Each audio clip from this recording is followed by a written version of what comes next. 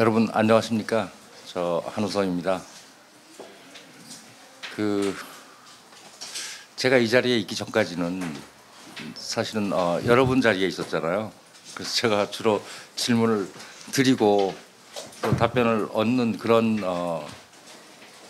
자리에 익숙해 있는데 지금은 이제 상황이 좀 바뀌었습니다. 그래서 여러분 새해 복 많이 받으시고요.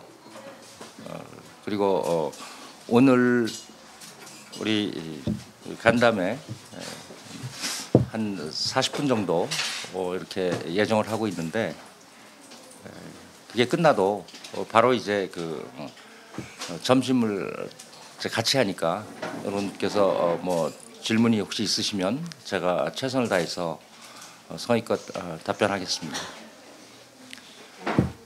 지금 저희 주재관으로 지금 LA 총영사관에 파견 나와 있는 조영재 부장으로부터 잠깐 말씀 들으셨겠지만 제가 이제 동포재단이 설립되고 21년째로 접어들고 있는데 저에 앞서서 8분의 전임 이사장님들이 계셨습니다. 제가 이제 9대째인데 그동안은 전부 여러분께서 아시는 대로 내국인들이 이제 재단 이사장을 맡으셨잖아요. 동포 출신으로서는 첫 번째 동포재단 이사장이라는 꼬리표가 항상 따라다니는데 그만큼 이제 한편으로는 상당히 명예스럽고 또 그 명예스러운 것 이상으로 이제 책임감 또 부담감 또 느끼는 게 사실입니다. 어차피 제가 한국에서도 이렇게 인터뷰를 하면은 이제 이 질문이 꼭 나오기 때문에 그 질문과 답변을 이제 반복하는 것으로서 제가 여러분들을 뵙는 인사 말씀은 마치도록 하겠습니다. 항상 나오는 그 질문 가운데 하나가 동포 출신으로서 동포재단 이사장이 된 거에 대해서 소감 이걸 이제 물어보곤 하시는데 제가 한국에서 태어나서 31년째 한국에서 살다가 미국으로 왔습니다. 그래서 31년째 사는 과정에 이제 우리 조국의 부름을 받고 그리고 이제 공직을 맡게 됐습니다. 그러니까 이걸 돌이켜 보면 30년의 한국 생활 그리고 약 30년의 동포 생활을 통해서 저 나름대로 갖고 있는 그 경험이나 이제 관점이 있지 않겠습니까?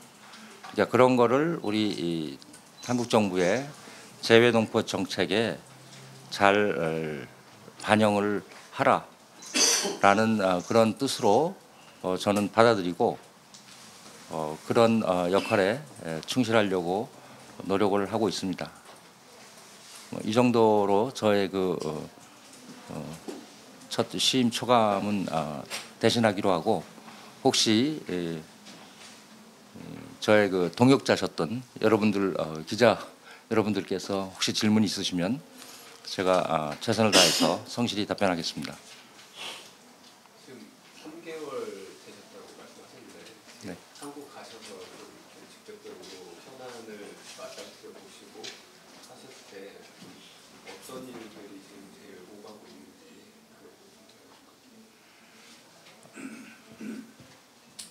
제가 이제 취임한 거 그러니까 발령 날짜가 이제 10월 23일이었습니다. 그리고 취임은 이제 10월 24일 아침에 취임을 했으니까 이제 2달 반 정도 되고 있는데요. 이게 정확한 답변이 될지는 모르겠습니다만은 제가 이제 동포재단 이사장에 취임을 하고 보니까 이런 생각을 하게 됐습니다. 우선 재외동포재단이라는 기관은 우리 외교부 산하의 공공기관인 거죠. 코이카 또 코리아 파운데이션 그리고 재외동포재단 이 세 가지가 있는데 재외동포재단은 한국 정부와 재외동포 사회를 연결하는 그런 다리와 같은 존재입니다. 근데 제가 이제 실제로 취임을 해서 보니까 이 다리가 두 가지의 교통의 방향을 갖고 있어야만 되는데 지난 20년 동안 혹시 이 한쪽 방향의 교통의 방향이 좀 더 강조돼 있는 그런 기관이 아닌가 싶습니다. 무슨 말씀이냐면 한국 정부가 세워놓은 대재외동포 정책을 실행하는데 상당히 이제 노력을 많이 했던 그런 기관인 것 같습니다. 다른 말로 하면 원웨이 트래픽입니다. 그런데 사실은 이 다리는 동포 사회의 목소리를 한국 정부에 가감없이 전하는 그런 역할도 분명히 해야만 된다고 생각합니다.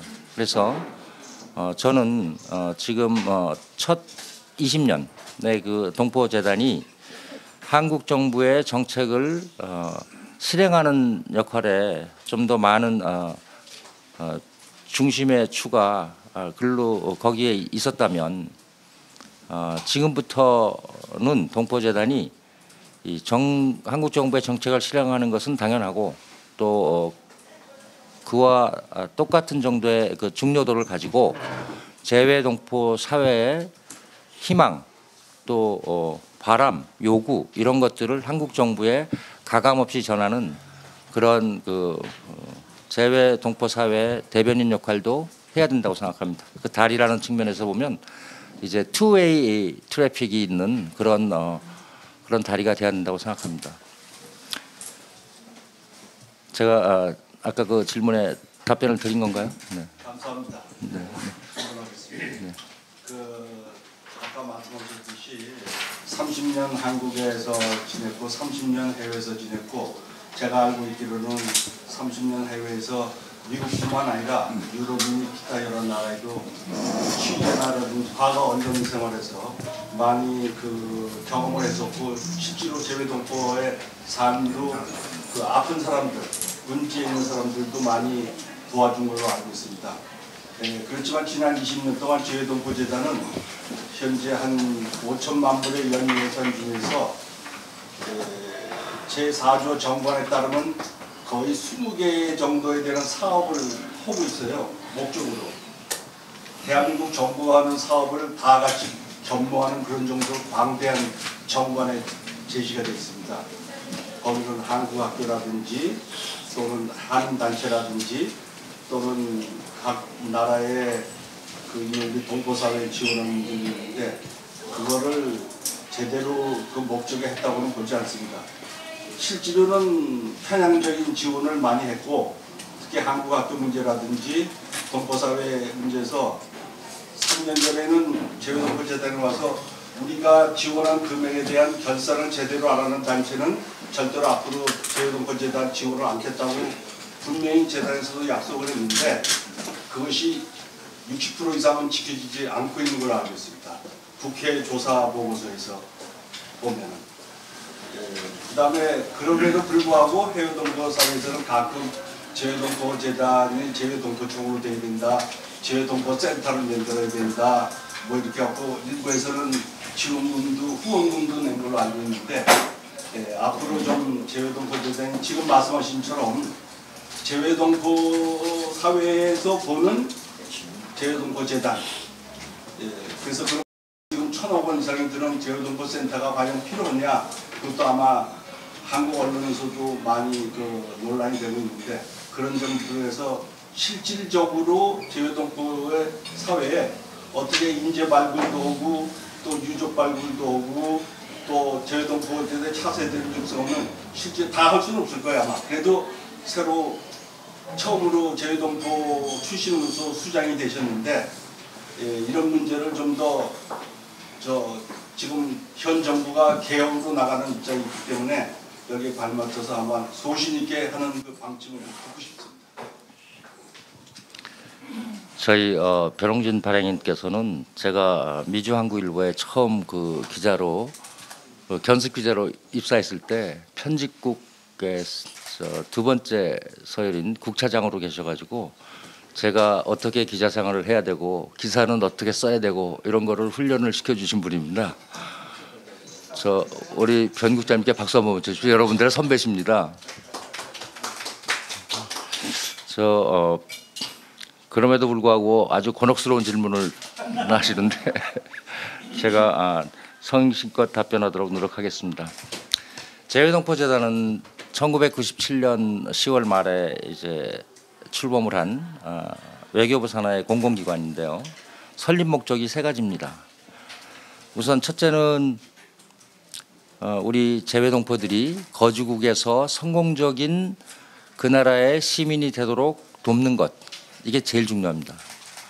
두 번째는 그런 가운데서 우리 재외동포들이 한민족 또는 한국인으로서의 정체성을 유지하도록 하는 것, 이게 두 번째로 중요한 사업이고요.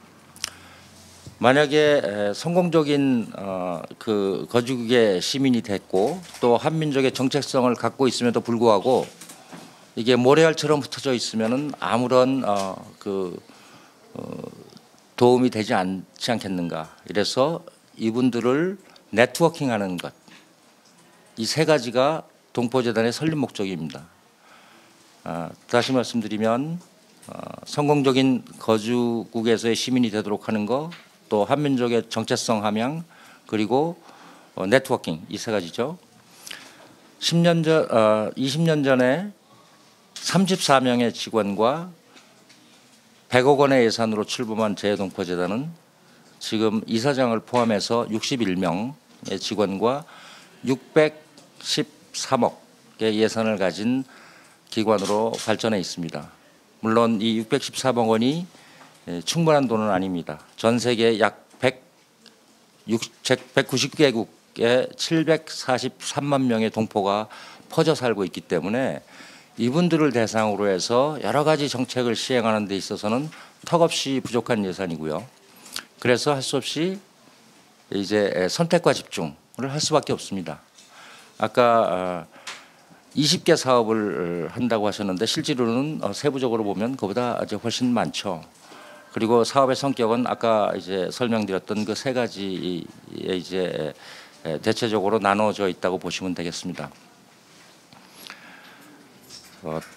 여러 가지 질문을 한꺼번에 던지셔가지고 제가 이렇게 한 가지씩 이렇게 나눠서 답변드리기가 이렇게 쉽진 않은데, 그런데 이제 아까 어떤 말씀도 하셨냐면 재외동포 센터가 설립되어 되느냐 아니냐 하는 그런 말씀도 하셨습니다. 실제로 작년에 재외동포 재단이 약 1,000억 원이 넘는 예산을 투입해서 재외동포 센터를 그 서울 인근에 짓는 그런 안을 내놓은 적이 있습니다. 그런데 그것은 성사되지 않았습니다. 제가 실제로 지난 10월 말에 재외동포 재단 이사장에 취임한 이후에 그 현안에 대해서 아주 세밀히 살펴봤습니다. 그리고 제가 내린 결론은 그 판교 일원의 재외동포 센터를 설립하는 안은 현실적 가능성이 대단히 미약하다라는 결론을 내리고 저는 그것을 일단 보류 또는 연기하는 게 옳다는 판단을 내리게 됐습니다. 그 재외동포 센터는 반드시 지어져야 됩니다. 그러나 그것은 제가 보기에는 통일한국을 대비해서 우리 통일한국에 대비한 우리 국토부의 국토개발 계획이 있습니다. 그 마스터 플랜에 보면은 이것이 수색을 중심으로 해서 KTX나 또는 이 영종도에서 들어오는 이 항공기를 이용한 유입 인력 이런 그 인구 이런 것들을 다 감안해서 통일한국의 교통의 요지가 수색입니다. 수색 인근. 그래서 만약에 재외동포 센터를 설립한다면 그것은 미래의 어떤 시점에서 수색 인근에 지어지는 게 옳겠다고 생각을 합니다. 저는 임기가 3년에 불과한 이사장인데 제가 판단하기에는 제가 외교부나 또는 다른 정부 당국자들과 대화를 해본 결과 3년 내에 이것이 수색에 지어진다, 판교 또는 수색 어디든지 서울 일원에 지어진다는 것은 이게 불가능하다라는 판단을 내렸고, 그래서 그것은 이제 보류 또는 차후의 어떤 시점으로 연기하는 게 좋겠다고 결론을 내렸습니다. 대신 저희는 이제 재외동포 청소년들 또는 재외 한글학교 교사, 교장 선생님들을 한국으로 모셔와서 연수를 시키고 있습니다. 지금 현재 매년 해외 동포 청년들 4학년, 초등학교 4학년부터 대학교 4학년에 이르는 그 청년들을 약 1,000명을 한국으로 모셔옵니다. 그래서 정체성 교육도 하고 이렇게 해서 이제 다시 그 거주국으로 돌아가시도록 이렇게 조치를 하고 있습니다. 또 해외 한글학교만 하더라도 전 세계에 1,800개가 있습니다. 약 1,800개 한글학교에 약 15,000명의 교사, 교장 선생님들이 계시고 그곳에 재학하고 있는 우리 동포들이 약 10만 명입니다. 그래서 이들에 대한 한글 교육을 좀 더 잘 하기 위해서 저희가 매년 약 250명 정도의 한글학교 교사 그리고 교장 선생님들을 한국으로 모셔와서 연수 교육을 시키고 다시 본국으로 돌려보내드립니다.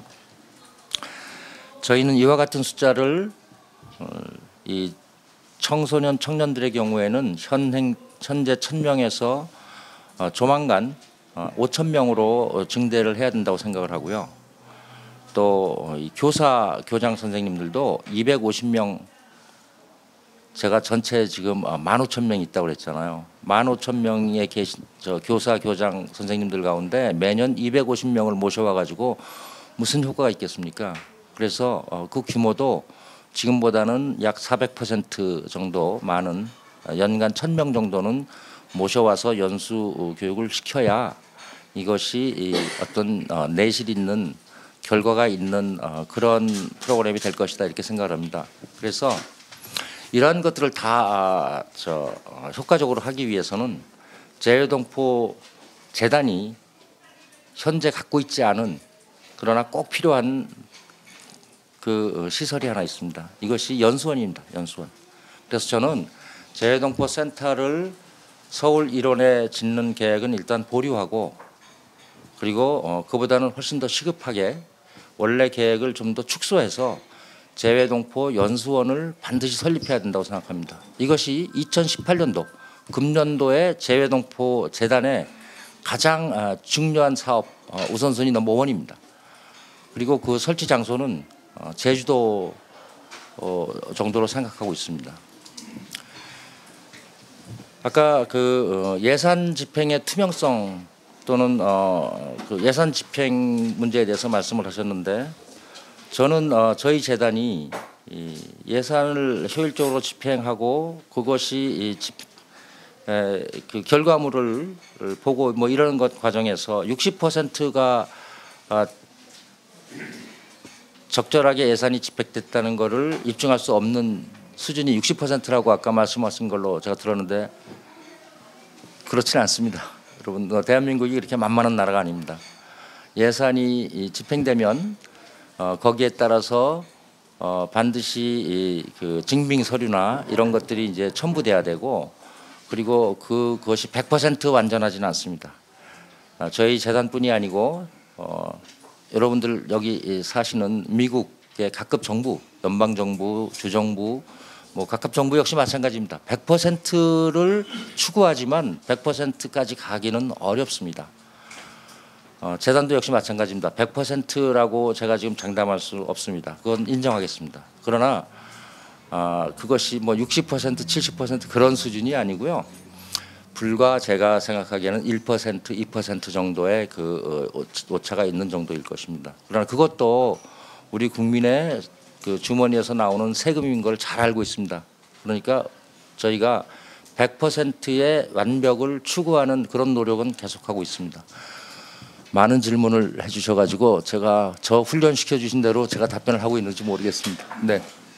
이사님께서 아까 그때까지의 재외동포 재단이 완무의 트래픽이어서 네. 보고 나시는데 힘좀 쏟겠다고 이야기해 주셨거든요. 네. 그러니까 즉 동포 사회의 목소리를 그 전하는 일에 좀 더 그 힘을 기울이시겠다는 뜻으로 그 해석이 되는데요. 네. 그렇다면 아까 뭐 연수원이 지금 넘버원 그 역점 사업 네. 넘버원이라고 지금 말씀하셨는데 동포 사회 목소리를 전하는데 역점을 두신다고 했을 때 그는 거기에 관련돼서 넘버원은 어떤 거예요? 동포 사회 목소리를 전하는 거는 실제로는 뭐 여러 가지 그 역할도 있고 방법도 있고 그렇습니다. 저도 이미 재단 이사장에 취임한 이후로 이제 우리 언론을 통해서 기고도 하고 있습니다. 한국의 많은 기관장들이 실제로는 자기가 직접 이거 집필을 하지 않아요. 여러분 이거 아시는지 모르겠는데 언론에 기고를 하면은요 스텝이 이제 그걸 초안을 잡아오고 그다음에 대충 되면은 자 이거 뭐 발표해라 뭐 게재해라 이렇게 하는데 저는 그거 폐지시켰습니다. 그래서 제가 직접 글을 쓰고 또 방송에도 출연하고 아주 적극적으로 언론에 호소를 하고 있습니다. 그 호소의 내용의 대부분이 우리 동포 사회의 현안 또 동포 사회 바람 이런 거를 전하는 것들입니다. 실제로 파이낸셜 뉴스 또 서울신문 또 YTN 제가 이미 출연한 것만 지금 말씀드리는 겁니다.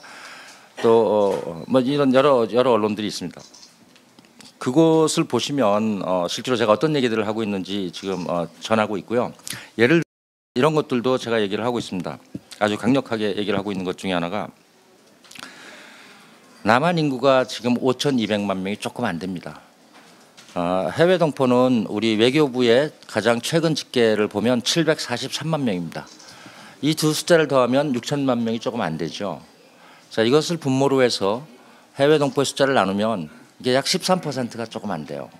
그러니까 북한 인구를 제외하고 한반도에 사는 또 한반도 밖에 사는 한민족의 숫자 전체를 분모로 해서 그러면 이제 동포의 숫자가 13% 정도 되는데 우리 동포재단의 예산이 한국 정부의 정규 예산의 0.014%입니다. 그러니까 예산이 대단히 작죠. 물론 여러분 이거 아셔야 됩니다. 한국 정부가 동포에 대해서 쓰는 예산의 총액이 그것은 아니에요. 다른 곳에도 여러 군데 이렇게 산재돼 있습니다.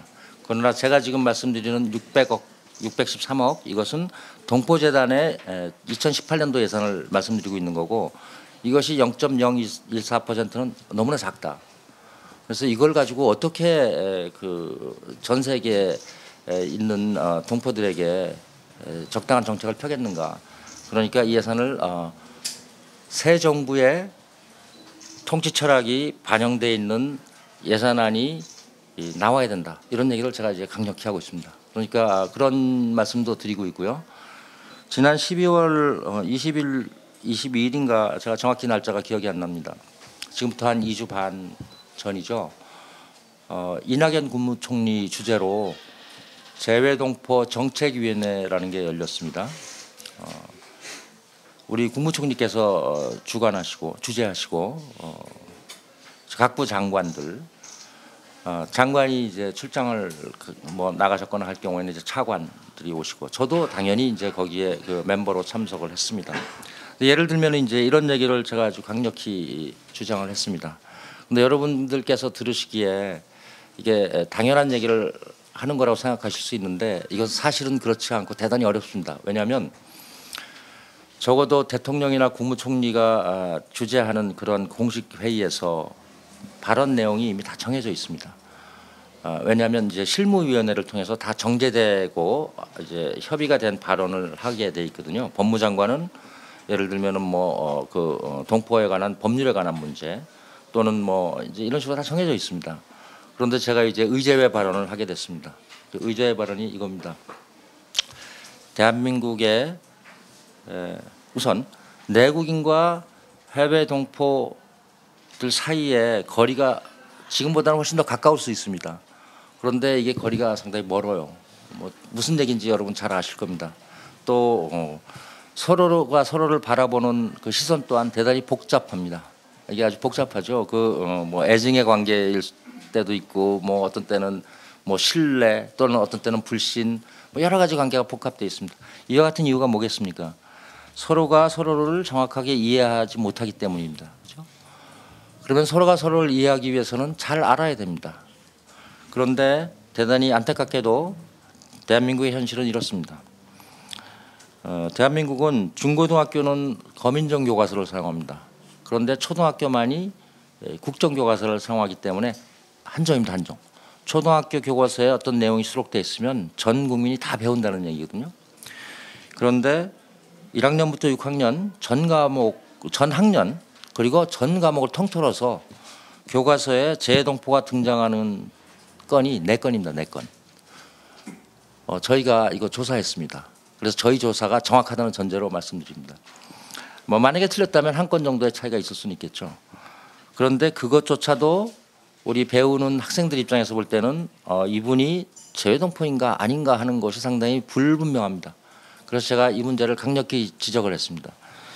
그래서 이와 같은 정도의 교육 수준을 가지고 대한민국의 초등학교 아이들이 교육을 받으면 이들이 자라나서 어떻게 재해동포에 대해서 정확하게 이해를 할 수 있느냐.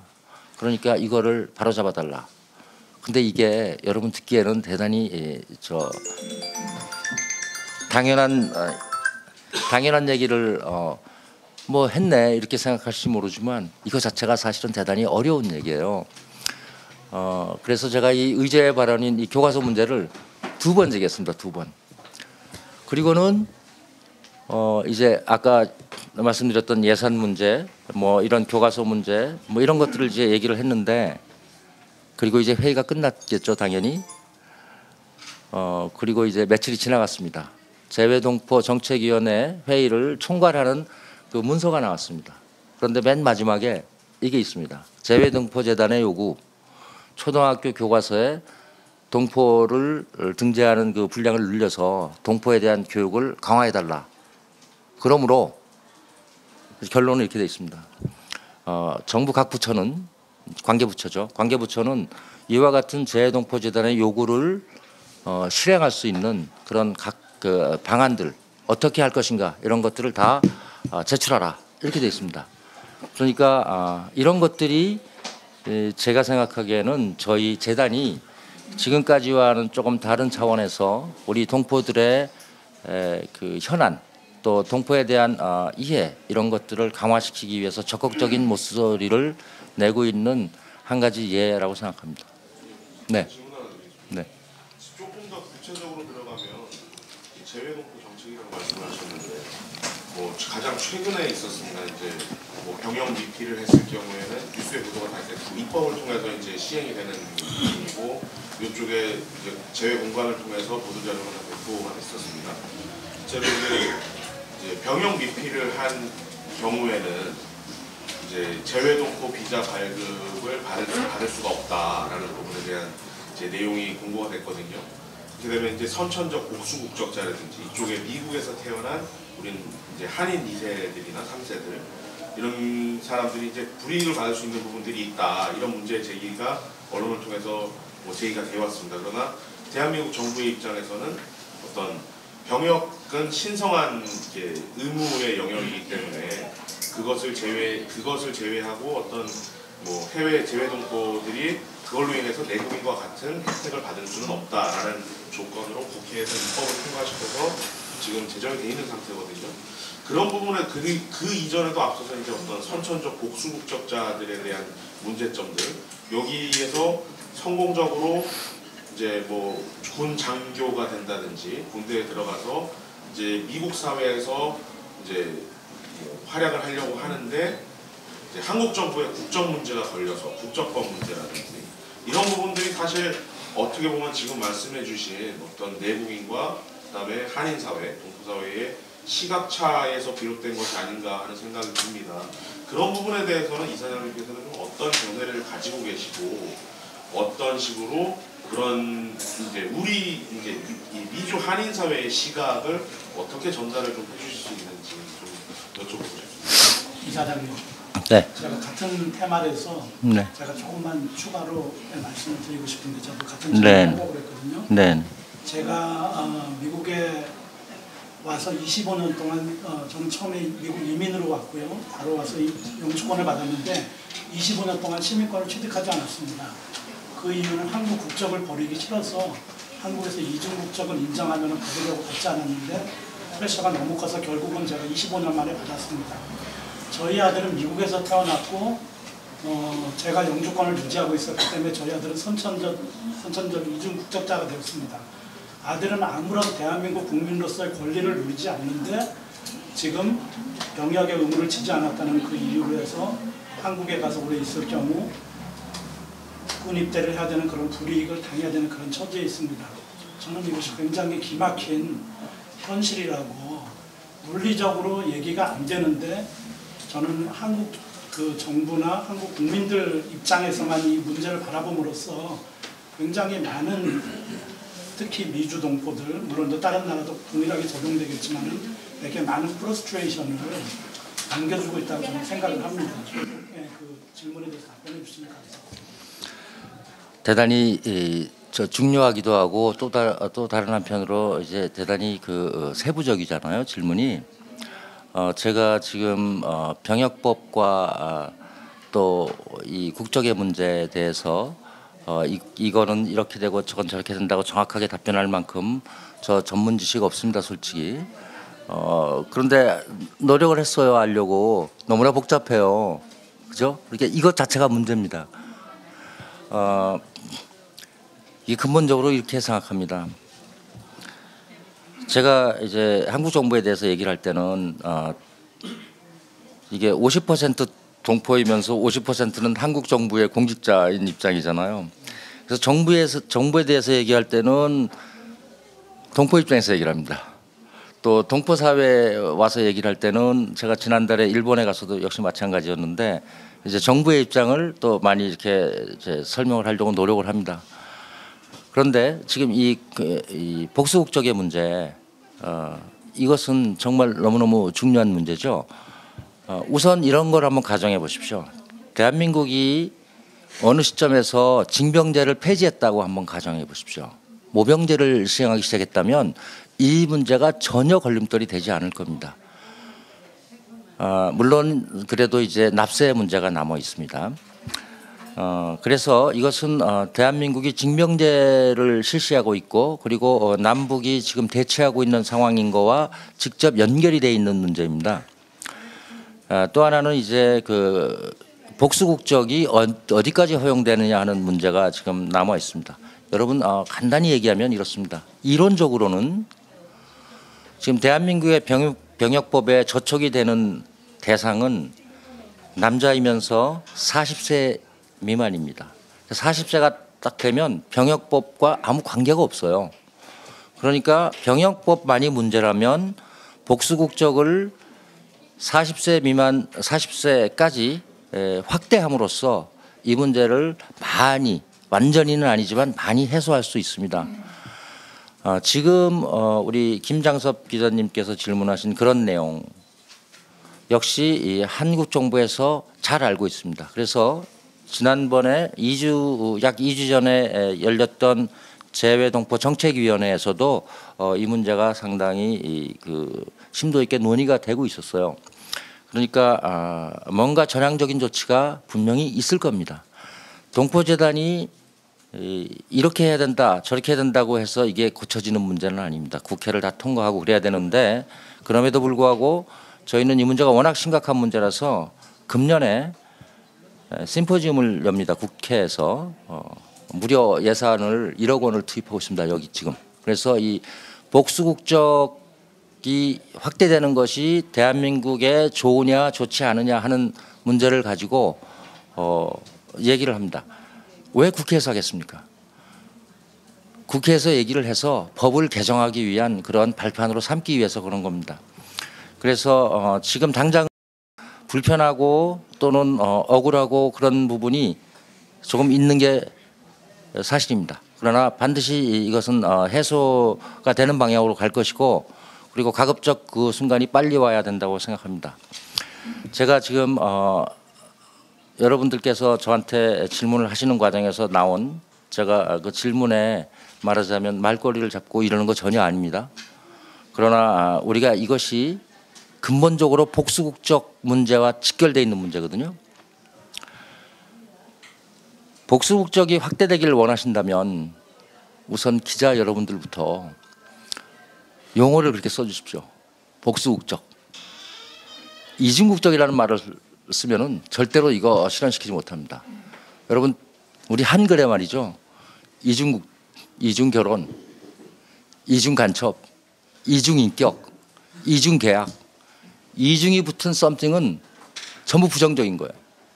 그래서 대한민국 국민을 상대로 해서 이중국적을 허용하고 확대하는 것이 대한민국의 국익에 도움이 되겠느냐라고 물으면 대한민국 국민은 그 질문을 딱 듣는 순간에 이거 뭔가 나쁜 거구나 이렇게 생각을 해요. 그러니까 앞으로 이 언론에서 인쇄 매체든 전파 매체든 이 용어를 완전히 없애버려야 됩니다. 그래서 이 복수국적을 확대하는 거 이런 식으로 이 화두를 던지기 시작하셔야 되고요. 실제로 OECD 국가의 과반수가 복수국적을 수행하고 있고 또 어떤 나라는 뭐 국적 4개, 5개 이렇게까지 갖고 있어도 문제 삼지 않습니다. 그러니까 이것이 세계적인 추세이기 때문에 분명히 그렇게 될 겁니다. 또 한 가지 말씀드리자면 여당도 야당도 복수국적을 확대하는 정책을 갖고 있습니다. 그러니까 이것은 이제 한국 내에서의 그 국민 소위 말하는 국민정서법 뭐 또는 그 순간순간에 그 일부 정치인들의 그 정치적인 이제 셈법 이런 거에 따라서 이게 좀 걸림돌이 있긴 하지만 그러나 이것은 반드시 그 방향으로 가게 될 것이 분명합니다. 그리고 저희 재단도 이것을 그 속도를 좀 더 가속화하기 위해서 적극적으로 노력을 하고 있습니다. 이사장님. 네. 질문은 아니고요. 네. 한 가지 지금 용어를 말씀했는데 제가 아까 좀 말씀을 드리고 싶었는데요. 한글학교라는 그 용어를 네. 사용하지 말았으면 좋겠습니다. 왜냐하면 네. 한글이라는 것은 세종대왕이 주도해서 네. 만들어낸 한국 말의 알파벳이 한글이고 네. 사실 한국 학교, 한국어 학교가 맞다고 생각을 합니다. 왜냐하면 알파벳만 가르치는 것이 아니라 말하는 법, 쓰는 법, 읽는 법을 다 가르치는 거기 때문에 네. 한글 학교라는 말은 사실상 없어져야 된다고 생각을 하고 저는 한글 교육이 아니라 한국어 교육을 시켜야 된다고 생각을 합니다. 그래서 앞으로 좀 그 용어도 같이 좀 바로잡으면 될 것 같아요. 네. 네네네. 저 아까 우리 재단이 대상하는 국가가 190개 국가를 그랬는데 190몇 개입니까? 100 제외 동포들이 나가 있는 국가가 제가 기억하기로는 187개, 190개 넘지 않아요. 108 빨리빨리 바꾸세요. 나 빨리 낼게요. 190몇 개 국가 중에서 가장 마음에 드는 관심이 가는 주목된 도시가 LA입니까 아닙니까? 중국, 일본은 많이 있겠는데 LA는 어떻게 비중 차지하고 있어요? 제가 LA 출신이거든요. 네. 그래서 그게 제가 LA라고 답변하는 순간에 저 이곳에 계신 언론인들은 네. 네, 그냥 그 정도로 넘어가겠습니다. 네. 그래서 제가 두 가지 부탁 좀 있는데 그런 재단에서 지원 대상 규정이 안 될 것을 알고 있습니다만은 그날 간담회에서 제가 말씀드리겠습니다. 그 두 가지 부탁했고 하나는 추가 2세, 3세 교육 지원을 좀 연구 좀 하셔야 될 것 같아요. 제가 좀 따져보니까 이미 1세를 네. 앞으로 한 5년은 따르지 못할 것 같아요.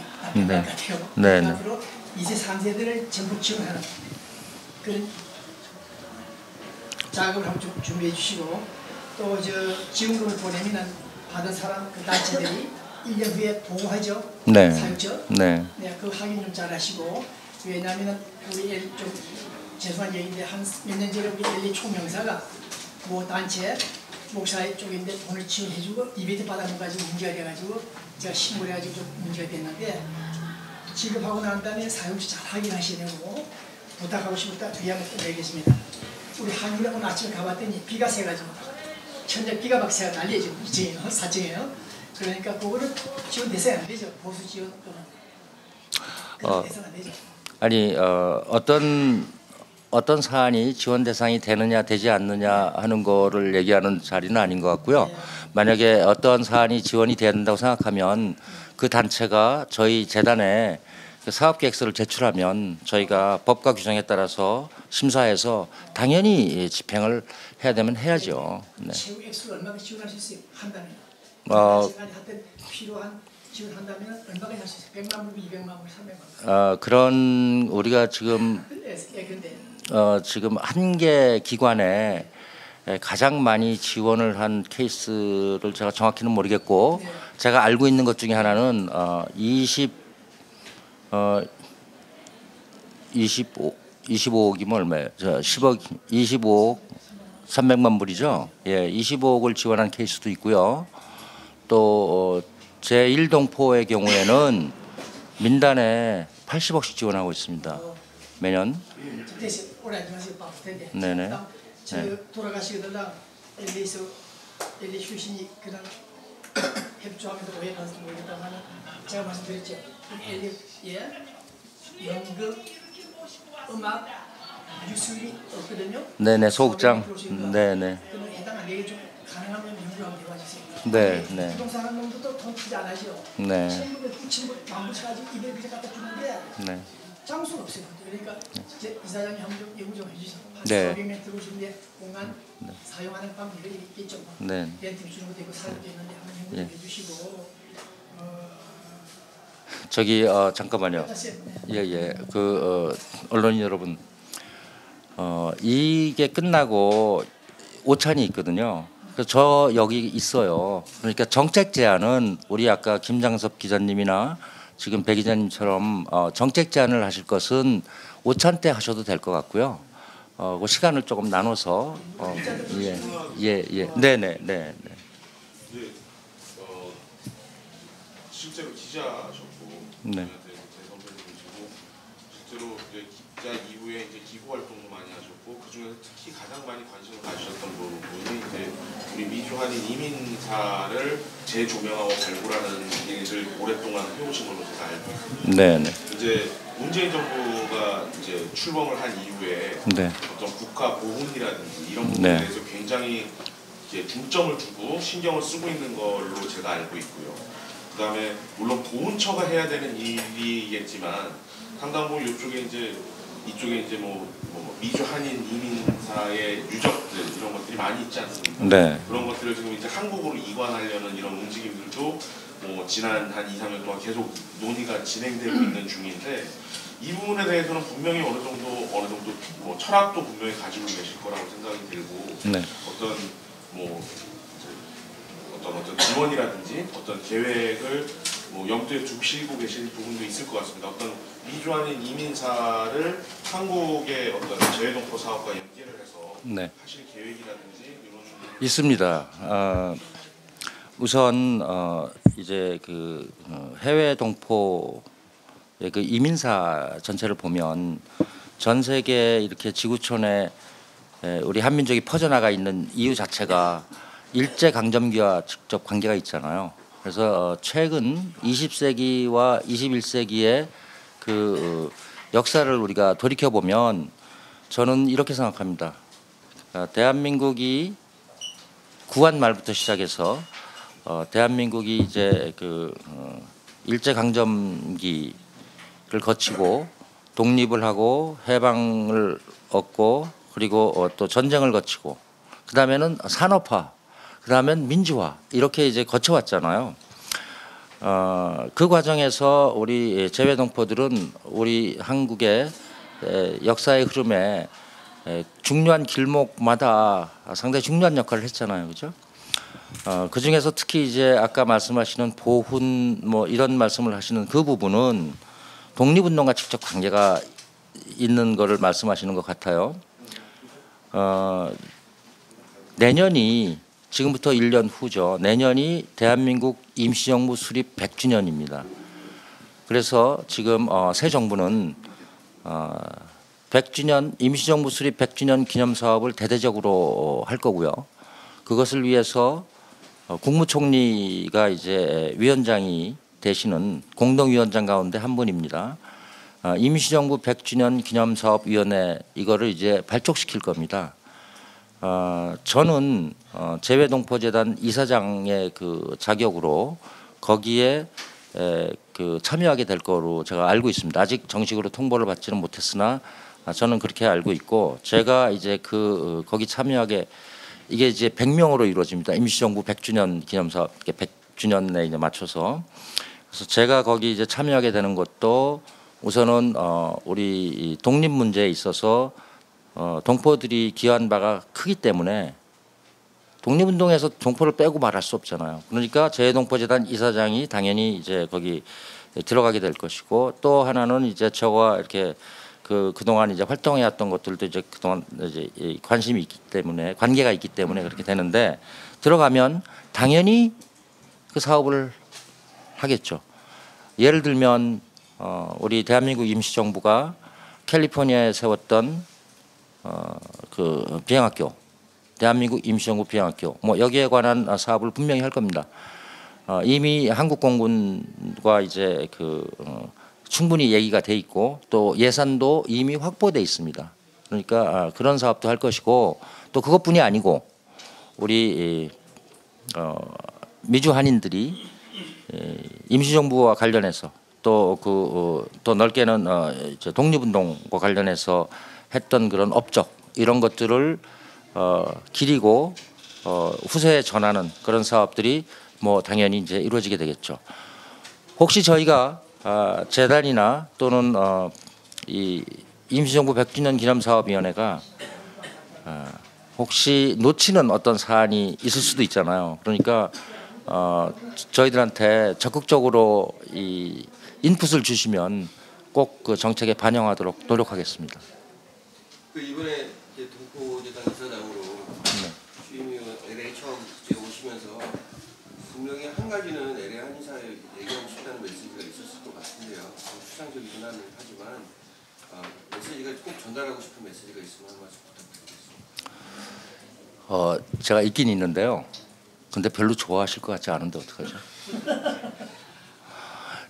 제가 여기 오기 전에 제1동포사회에 먼저 갔어요. 근데 제1동포사회를 가서 제가 느낀 것이 있습니다. 예를 들면 일본에 지금 우리나라 정부가 10개 공간을 갖고 있습니다. 대사관 하나, 총영사관 9개. 이 중에 9개를 제1동포들이 뜻을 모아서 모금을 해서 정부에 기부해서 만들어진 것들입니다. 88 올림픽이 있었을 때 제1동포 사회가 100억 원을 기부했습니다. 100억 원. 그래서 그걸 가지고 올림픽 선수촌을 만들었어요. 그 선수촌을 이제 올림픽 때 잘 쓰고 지금은 올림픽 파크텔이 돼가지고 우리 정부에서 그걸 쓰고 있습니다. 지금도. 그에 앞서서 한국이 이제 그 경제 개발에 매진하기 시작할 때 돈이 없잖아요. 그러니까 이번에도 제1동포들이 나서가지고 구로공단을 만들었어요. 여러분 혹시 한국에 그 서울에 구로공단 있는 걸 아시는 분? 만들었습니다. 자, 최근에 와가지고 평창 올림픽이 이제 이루어지게 됩니다. 지금 북한 핵 문제, 미사일 문제, 뭐 사드 문제 이래가지고 세계가 평창 올림픽이 과연 제대로 치러질까 말까 이런 거를 이제 염두에 두고 우려의 눈길로 보고 있습니다. 지금 현재 평창 올림픽의 티켓 판매율이 약 65%입니다. 65%. 제가 저희 재단이 최근에 확인한 것은 64%였는데 며칠 지났으니까 제가 숫자는 잘 모르겠고 약 65%라고 얘기하겠습니다. 15%를 더 팔아야 됩니다. 그러면 이제 80%가 되죠. 어차피 나머지 20%는 현장에서 판매하기 때문에 미리 예매를 하지 않습니다. 그러면 이건 누가 사야 되느냐? 그러니까 제1동포들은 이거를 돈을 모아가지고 10억 원, 조금 더 되는 돈이겠죠. 1억 엔을 이제 지금 이렇게 기부를 합니다. 또 단체 그 참관단도 파견합니다. 그러니까 제가 이제 제1동포들이 이렇게 하는 걸 보고 저는 솔직히 제가 속으로 저는 재미동포인데 재미동포들은 어떻게 했지 지금까지 이런 생각을 하고 근데 거기서 말은 안 했어요. 제가 말은 안 했어요. 그래서 저는 이럴 것 같아요. 이와 같은 제일동포들의 그 헌신과 기여 이런 것들은 비교적 정리가 잘 돼 있어요. 비교적. 그래서 재미동포 사회도 지금까지 한국에 뭐 물론 제가 압니다. 임시정부 첫 해 예산의 50%를 재미동포들이 기부해서 그 돈으로 임시정부 활동을 했습니다. 그래서 재미동포들도 많은 기여를 했습니다. 민주화, 산업화 뭐 말할 거 없습니다. 그런데 그런 것들이 좀 정리가 돼가지고 이렇게 우리 한국에 계신 내국인들에게 또 정부에 이렇게 참 전해줬으면 참 좋겠다 이런 생각을 하고요. 분명히 있을 겁니다. 또 하나는 여러분 혹시 이거 아세요? 재외동포 재단의 예산의 7.5%가 재미동포 사회를 위해서 집행됩니다. 이게 2016년도 예산이 이렇습니다. 2017년도 예산은 아직 집계를 안 해서 모르겠습니다. 거의 여기서 벗어나지 않습니다. 그러니까 돈으로 따지면 얼마가 되겠습니까? 약 $4밀리언 좀 넘는 돈이 될 겁니다. 적다면 적고 또 적지 않다면 적지 않은 그런 돈입니다. 그런데 재미동포들이 이거 자체를 잘 모를 겁니다. 그러면 유명한 얘기 있잖아요. 제가 뭐 케네디 얘기 굳이 여기서 안 하겠습니다. 과연 재미동포들은 지금 현재 옛날 얘기 말고 아주 오랜 옛날 얘기 말고 현재 대한민국이 대단히 어렵고 중요한 시기를 지나고 있는데 재미동포들은 과연 우리 조국의 지속적 발전을 위해서 무엇을 행동으로 지금 보여주고 있는가 하는 것을 저는 묻고 싶습니다. 그래서 그냥 고개를 끄덕이고 고민하고 하는 그런 고민하는 지성으로서가 아니고 뭔가 행동하는 지성으로서 우리 대한민국의 발전과 평화 통일로 가는 곳에 그 길에 적극적으로 동참해 주십시오라는 말씀을 드리고 싶습니다. 별로 제가 제 답변이 별로 마음에 들지 않으실 수 있겠습니다. 마음에 드는데 매년 언론사들이 재해가 있을 때마다 한국에 걷어서 보낸 돈도 아마 그래서 제가 그렇죠. 그래서 제가 아까 말씀드리기를 재미동포들이 분명히 했을 것이다. 왜냐하면 저도 그 일원이었고 저도 했습니다. 그런데 그것을 좀 이렇게 잘 정리가 돼서 이렇게 딱 내놓을 수 있는 그런 게 기사만 쓰면 뭐 하겠습니까? 재무 기사에 타이틀이 있어야 독자들이 이렇게 뭐 그런 정도로 이해해 주시면 되겠습니다. LA 같이 수많이 많은 한인 기관 단체들이 한인 단체들이 아무래도 동포재단하고 떠올리는 거는 청소년 교육이나 한국어 교육보다는 네. 지원금을 어떻게 좀 하나 더 받는가, 거기에 더 관심을 가질 수도 있거든요. 네. 거기에 대해서 이제 그 예산이 지난해보다 조금 늘어난 걸로 알고 있는데 선별 과정과 관련해서 LA 워낙 단체가 많다 네. 보니까 재단 나름대로 또 고민이 내부적으로 선별 과정도 그렇고 고민이 있으실 수밖에 없으시겠습니다. 그러니까 제가 아까 그래서 이 숫자를 밝힌 겁니다. 이 숫자를 밝히는 게 사실은 그렇게 쉬운 거 아니에요. 왜냐하면 지금 여기서 언론에서 보도하면 이것이 바로 인터넷에 실려가지고 러시아, CIS 국가 뭐 이런 곳에 나가게 됩니다. 그러면 그곳에 계신 동포들은 이게 뭔 소리야.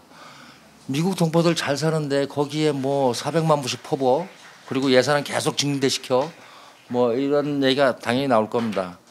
그래서 저희가 이제 뭐 예산 공개 문제 또는 예산의 그 집행의 선정에 관한 문제 이런 것들이 이제 문제가 전혀 없지는 않습니다.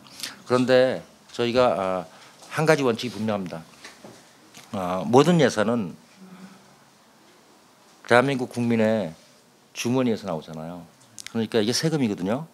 그래서 법과 상식 그리고 규정 이런 것들에 입각해서 집행을 해야 되고 그리고 그렇게 하다 보면 실제로는 이제 현실을 반영하지 못하는 경우도 있어요.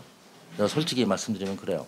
그런데 그럼에도 불구하고 그렇게 해야 이게 궁극적으로 훨씬 더 예산 자체가 효율적이고 투명성 있게 집행이 되거든요. 그래서 이제 그런 문제는 있습니다. 근데 지금 이제 질문 하나 드리겠습니다. 네네. 그거 관련해서 네. 저희가 LA 초원사관에 그 정부 동포재단을 비롯해서 네. 지원을 받는 예산을 공개를 해달라고 네. 수차를 요구를 하거든요. 네. 초원사관에서는 그거 공개하지 않습니다. 네. 네. 그러면 그 돈을 받아가지고 뭐 여기 뭐 한 100여 개 되는 단체에 총영사관에서 뭐 재량껏 지원금을 분배를 하는 걸로 저희들이 알고 있는데 그 지원금을 분배하는 그 자체가 상당히 저희들이 봤을 때 문제가 많다고 보고 있거든요. 네. 그리고 뭐 이제야 세상이 바뀌어서 그렇지만 그 이전에는 여기 보수단체에 우리가 얘기한 가스통 할배들 지원도 많이 했고 네. 또 정부에 보호되는 그런 시위 hun대에 지원도 많이 했단 말이에요. 네. 한국 정부가 그랬다면 LA든 한국에 비해서 조그마한 어떤 기관이라고 생각하면 유사하다고 봐졌을 적에 실제 뭐 저희들은 너무 많이 피부로 많이 느꼈지만 핵심적인 증거는 없습니다. 그렇기 때문에 한국 정부에서 1년 전, 2년 전, 3년 전에 그따위 행동을 했다면 그 명령을 받은 LA 중앙사관에서도 분명히 그 같은 작태가 있었을 거라고 보고 또 거기에 대한 주 무기가 한국에서는 지원금, 동포재단 지원금으로 그런 것이 자행됐기 때문에 이제 앞으로 이사장님이 그런 부분을 좀 많이 좀 각별히 좀 챙기실 필요가 있다 이렇게 생각을 합니다. 제가 이거는 선을 좀 그어서 말씀을 드려야 되겠는데요. 우선 LA 총영사관이 집행하는 예산이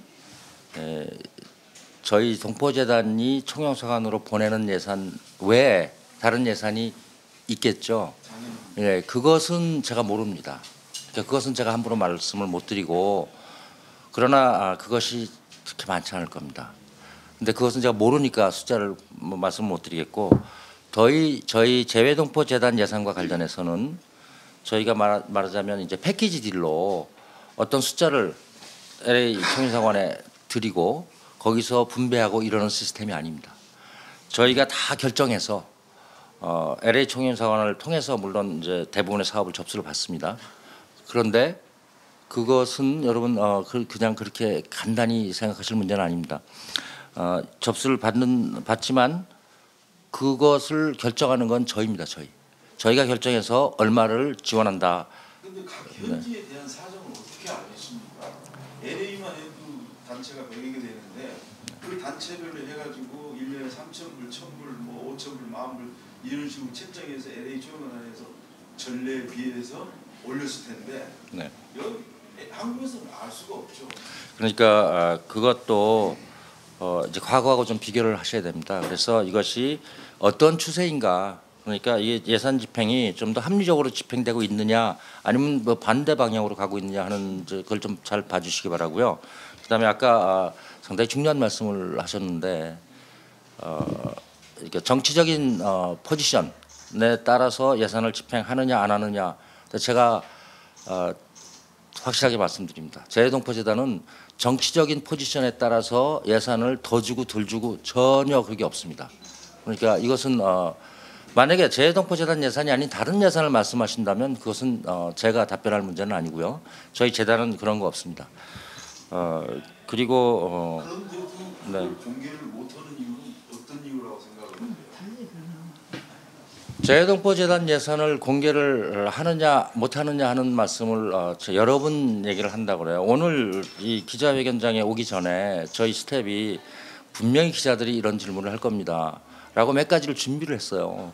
그 몇 가지 중에 하나가 뭐냐면 동포재단 예산을 공개하느냐 여부인데요. 동포재단 예산 공개돼요.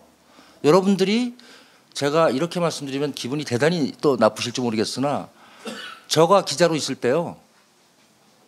다 그거 다 추적해서 알 수 있어요. 어디 가면 알 수 있냐. 대한민국 국회 가면 다 나와요. 여러분들의 언론사 입장에서 대한민국 국회에 예산 달라 공개하라면 다 나오게 돼 있습니다.